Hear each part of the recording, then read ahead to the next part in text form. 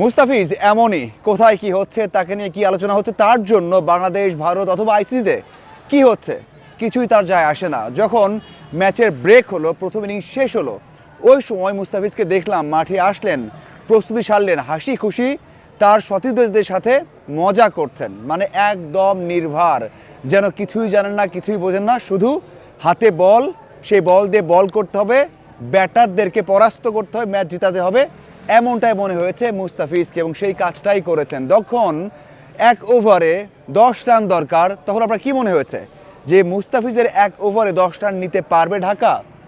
Dhaka Capitals সেই রানটা করতে পারবে?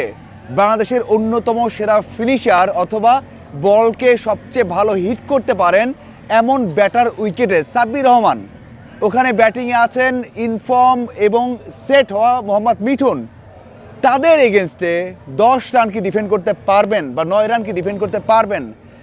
যার মনের মধ্যে একটু সংশয় ছিল, ভয় ছিল, সেটাও কিন্তু মুস্তাফিজ মিটিয়ে দিয়েছেন। আমরা যখন প্রেস বক্সে ছিলাম আমরা আলোচনা করছিলাম যে এক ওভারে যদি মুস্তাফিজ 8টা রান হাতে পান সেটাও কিন্তু ডিফেন্ড করবেন, তাই হয়েছে। মানে এতটা প্রেডিক্টেড মুস্তাফিজ, মানে এতটা ভরসা তার উপর করা যায় সেটাই করেছেন।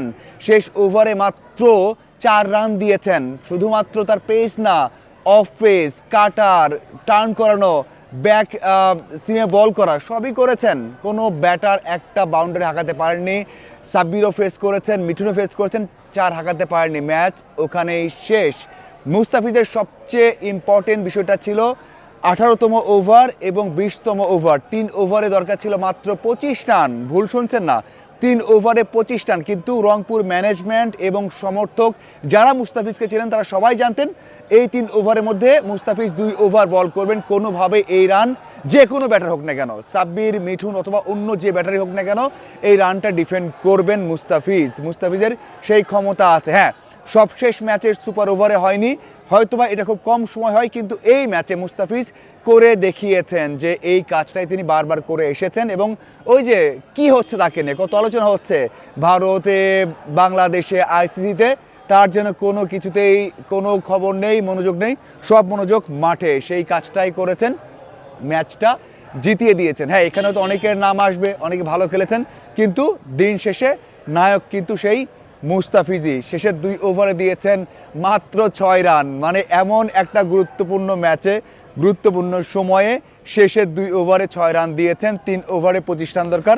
সেই ম্যাচটা কিন্তু ঢাকা হেরে গেছে 5 রানে। এটাই মুস্তাফিজ। এখন মুস্তাফিজ এখন যখন ভালো খেলছেন তখন বলতেই পারেন যে মুস্তাফিজ সাম্প্রতিক সময় যে পারফরমেন্স করছেন আইএল টি-20তে, যতক্ষণ পর্যন্ত ছিলেন আইএল টি-20 সেখানে দ্বিতীয় সর্বোচ্চ উইকেট শিকার করেছিলেন 1 বা 2 ম্যাচ কম খেলে, এখানেও সেই পারফরমেন্সটা ধরে রেখেছেন এবং আইপিএলে কলকাতার হয়ে 9 কোটি 20 লাখ রুপিতে খেলার কথা, কিন্তু সেটা হচ্ছে না।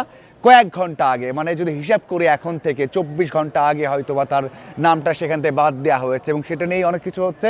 এবং মুস্তাফিজ যদি আইপিএলে খেলতে পারতেন আবারও, তাহলে এই পারফরমেন্সটা কাজে লাগতো। কলকাতা নিশ্চিতভাবেই বড় একটা শক্তি, বড় একটা যেই পার্থক্য গড়ে দেওয়া বোলার, তাকে মিস করবে, এটা নিঃসন্দেহে আমরা বলতে পারি।